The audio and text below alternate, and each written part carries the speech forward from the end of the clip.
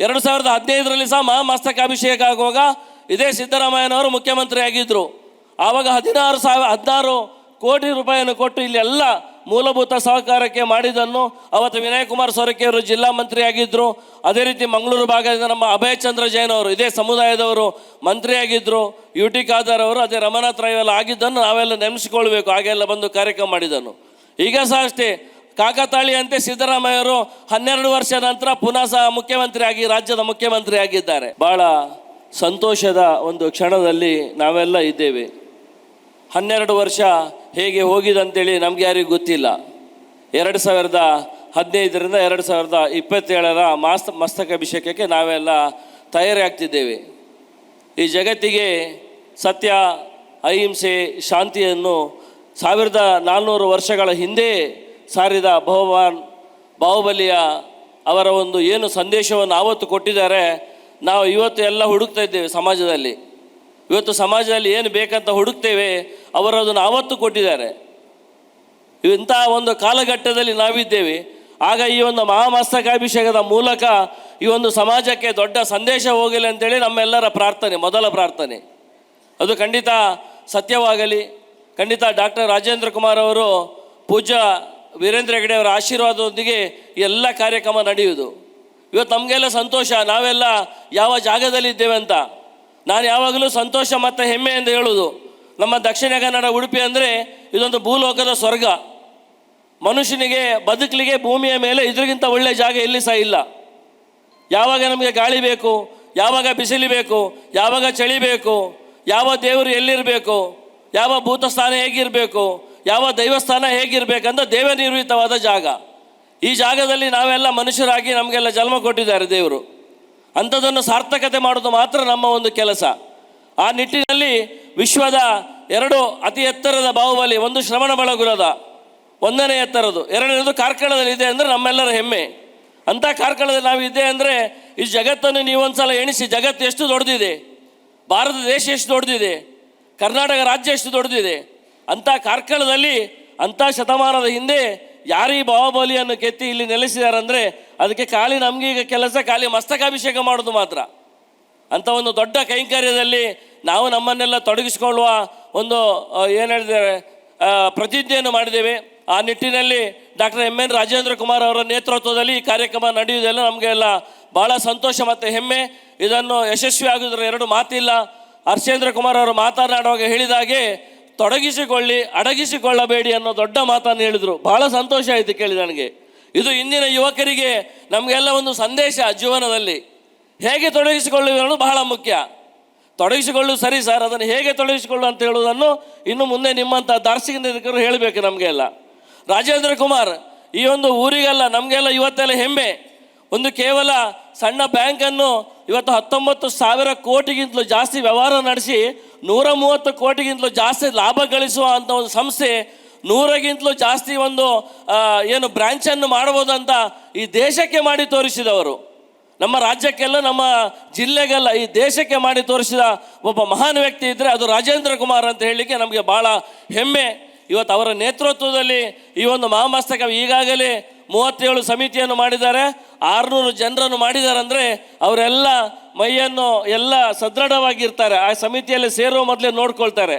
ಯಾಕಂದರೆ ಅದನ್ನೆಲ್ಲ ವಾಚ್ ಮಾಡುವ ರಾಜೇಂದ್ರ ಕುಮಾರ್ ಅವರು. ಅವರ ನೇತೃತ್ವದಲ್ಲಿ ನಡೆಯುವಾಗ ಅದು ಶಿಸ್ತು ಎಲ್ಲ ಏನುಂಟು ಅದು ಆ ಒಂದು ಕ್ರಮದಲ್ಲೇ ನಡೀತದೆ ಅಂತ ನಾವೆಲ್ಲ ನೋಡಿದ್ದೇವೆ.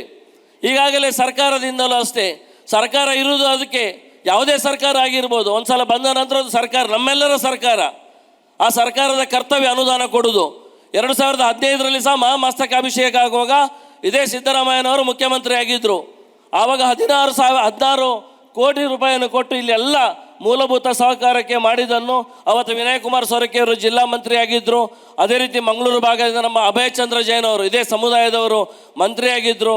UT ಖಾದರ್ ಅವರು ಅದೇ ರಮನಾಥ್ ರೈ ಎಲ್ಲ ಆಗಿದ್ದನ್ನು ನಾವೆಲ್ಲ ನೆನೆಸಿಕೊಳ್ಬೇಕು. ಹಾಗೆಲ್ಲ ಬಂದು ಕಾರ್ಯಕ್ರಮ ಮಾಡಿದ್ದನ್ನು. ಈಗ ಸಹ ಅಷ್ಟೇ ಕಾಕತಾಳಿಯಂತೆ ಸಿದ್ದರಾಮಯ್ಯವರು 12 ವರ್ಷ ನಂತರ ಪುನಃ ಸಹ ಮುಖ್ಯಮಂತ್ರಿ ಆಗಿ ರಾಜ್ಯದ ಮುಖ್ಯಮಂತ್ರಿ ಆಗಿದ್ದಾರೆ.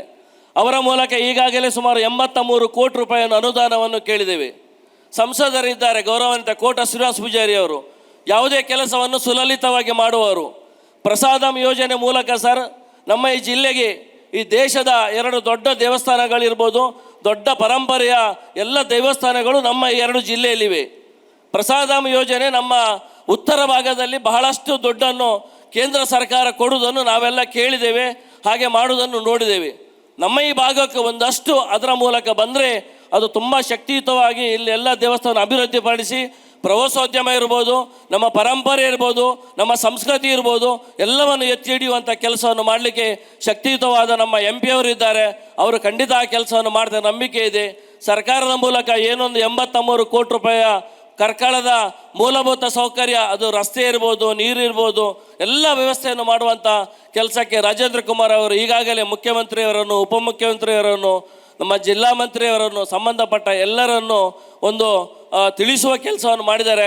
ಖಂಡಿತ ಸರ್ಕಾರ ಈ ಕೆಲಸವನ್ನು ಮಾಡ್ತಾ ನಂಬಿಕೆಯೂ ಇದೆ, ಖಂಡಿತ ಮಾಡುವ ಕರ್ತವ್ಯ ಹೋಗಿದೆ ಎನ್ನುವ ನಿಟ್ಟಿನಲ್ಲಿ ಎಲ್ಲ ಕೆಲಸವು ಉತ್ತಮ ರೀತಿಯಲ್ಲಿ ಮುಂದೆ ನಡೆದು ಹೋಗಲಿ ಅಂತ ಹೇಳುತ್ತಾ, ಏನು ಮಸ್ತಕಾಭಿಷೇಕ ಸಂಕಲ್ಪ ಉಂಟು ಫೆಬ್ರವರಿ 18ರಿಂದ 28, ಇಡೀ ಕಾರ್ಕಳ ಅಲ್ಲ ಎಲ್ಲ ಜನರು ಆ ಸಮಯದಲ್ಲಿ ಪುರ್ಸೋತ್ ಮಾಡಿಕೊಂಡು ನಿಮ್ಮ ಯಾವ ಕಾರ್ಯಕ್ರಮವನ್ನು ಆ ಸಮಯದಲ್ಲಿ ಇಡದೆ, ಇದು ಬಹಳ ಮುಖ್ಯ. ಆ ಸಮಯದಲ್ಲಿ ನಮ್ಮ ಯಾವುದೇ ವೈಯಕ್ತಿಕ ಕಾರ್ಯಕ್ರಮವನ್ನು ಇಡದೇ ಇದ್ದರೆ 10 ದಿನವೂ ಆ ಕಾರ್ಯಕ್ರಮದಲ್ಲಿ ನಾವೆಲ್ಲ ವಿಜೃಂಭಿಸುವಂಥ ಡಾಕ್ಟರ್ ಮೋಹನ್ ಆಳ್ವ ಅವರು ಇದ್ದಾರೆ. ಈ ದೇಶಕ್ಕೆ ಒಂದು ಸಂಸ್ಕೃತಿ ಮತ್ತು ಸಂಸ್ಕಾರ ಏನಂತ ತೋರಿಸಿಕೊಟ್ಟವರು. 25,000 ಮಕ್ಕಳನ್ನು ಸಂಸ್ಥೆಯಲ್ಲಿ ಇಟ್ಕೊಂಡು ಕೇವಲ ಅವರಿಗೆ ವಿದ್ಯೆಯನ್ನು ಮಾತ್ರ ಕೊಟ್ಟದಲ್ಲ, ಇಡೀ ರಾಷ್ಟ್ರದ, ಇಡೀ ಜಗತ್ತಿನ ಸಂಸ್ಕೃತಿಯನ್ನು ಅವರಿಗೆ ದಾರೆ ಎರೆಯುವಂಥ ಕೆಲಸವನ್ನು ಮಾಡ್ತಿರುವವರು. ಇಲ್ಲಿ ಸಹ ನಮಗೆ ಯಾವುದೇ ಸಾಂಸ್ಕೃತಿಕ ಕಾರ್ಯಕ್ರಮವನ್ನು ಮಾಡಲಿಕ್ಕೆ ಅಡೆತಡೆ ಆಗಲಿಕ್ಕಿಲ್ಲ. ಎಲ್ಲ ಕಾರ್ಯಕ್ರಮಗಳು ಅದೇ ಊಟೋಪಚಾರ ಇರ್ಬೋದು ಅಥವಾ ಜೈನ ತಿಂಡಿ ತಿನಿಸಿನ ಬಗ್ಗೆ ಏನು ಹೇಳಬೇಕಂತಿಲ್ಲ. ನಾವು ಎಲ್ಲ ಕಾರ್ಕಳದಲ್ಲಿ 10 ಮದುವೆ ಇದ್ದರೆ ಮುಗಿಸಿ ಲಾಸ್ಟ್ ಮದುವೆ ಬರೋದು ಜೈನ ಸಮುದಾಯದ ಎಲ್ಲಿ ಮದುವೆ ಉಂಟು ಅಂತ ಅಲ್ಲಿ ಬಂದು ಊಟ ಮಾಡಿ ಹೋಗೋದು, ಅದು ನಮಗೆ ಸಂತೋಷ. ಇವತ್ತಿಗೂ ಜೈನ ಆವತ್ತು 15 ವರ್ಷದ ಹಿಂದೆ ಆದ ಪದ್ಯವನ್ನು ನನ್ನ ಹತ್ರ ಆಗ ಸಣ್ಣ ಒಂದು ಸ್ಯಾಂಟ್ರೋ ಕಾರು ಇತ್ತು, ಅದರಲ್ಲಿ ಪೆನ್ ಡ್ರೈವ್ ಮತ್ತು CD ಹಾಕಿ ಆ ಪದ್ಯವನ್ನು ಪದೇ ಪದೇ ಕೇಳ್ತಾ ಇದ್ದೆವು. ಆ ಒಂದು ಅಭಿಷೇಕ ಹಾಕುವ ಆ ಒಂದು ಏನು ಒಂದು ಪದ್ಯ ಇದೆ, ಅದನ್ನು ಆದಷ್ಟು ಕೇಳಿದಷ್ಟು ಮನಸ್ಸಿಗೆ ತಂಪು ಮತ್ತು ಇಂಪು ಕೊಡುವಂಥ ಸಾಂಗ್ ಅದೊಂದು ಪದ್ಯ ಆಗಿತ್ತು. ಅದನ್ನು ಕೇಳುವಂಥ ಒಂದು ಒಳ್ಳೆಯ ಭಾಗ್ಯ ನಮಗೆ ಸಿಕ್ಕಿತ್ತು. ಮುಂದೆ ಸಹ ಈ ಒಂದು ಏನು ಮಸ್ತಕಾಭಿಷೇಕದ ಸಂಕಲ್ಪ ಇದೆ, ಇದೆಲ್ಲ ನಾವೆಲ್ಲರೂ ಸೇರಿ ಬಾಹುಬಲಿಯವರು ಶಾಂತಿ ಮತ್ತು ಏನು ಹೇಳ್ತಾರೆ ಸತ್ಯವನ್ನು ಯಾರಿಗೆ ಒಂದೇ ಸಮುದಾಯಕ್ಕೆ ಕೊಟ್ಟದಲ್ಲ, ಇಡೀ ವಿಶ್ವ ಶಾಂತಿಗಾಗಿ ಕರೆ ಕೊಟ್ಟವರು, ಇಡೀ ಮನುಕುಲಕ್ಕಾಗಿ ಶಾಂತಿಯನ್ನು ಕರೆ ಕೊಟ್ಟವರು. ಇದನ್ನೆಲ್ಲ ನೆನಪಿಸಿಕೊಂಡು ಮುಂದಿನ ದಿನದಲ್ಲಿ ಈ ಕಾರ್ಯವನ್ನು ನಾವೆಲ್ಲರೂ ಯಶಸ್ವಿಯಾಗುವ ಹಾಗೆ ಡಾಕ್ಟರ್ MN ರಾಜೇಂದ್ರ ಕುಮಾರ್ ಅವರು ಹಾಗೂ ವೀರೇಂದ್ರ ಹೆಗಡೆ ಅವರ ಆಶೀರ್ವಾದದಿಂದ ನಡೆಯುವ ಈ ಕಾರ್ಯಕ್ರಮಕ್ಕೆ ಅವರ ಕೈ ಜೋಡಿಸುವ ಆ ಕೆಲಸವನ್ನು ಮಾಡುವ ಅಂತ ಹೇಳುತ್ತಾ, ದೇವರು ಎಲ್ಲರಿಗೆ ಒಳ್ಳೆಯದು ಮಾಡಲಿ ಅಂತೇಳಿ ನನ್ನ ಮಾತನ್ನು ಮುಗಿಸ್ತೇನೆ. ಜೈ ಹಿಂದ್.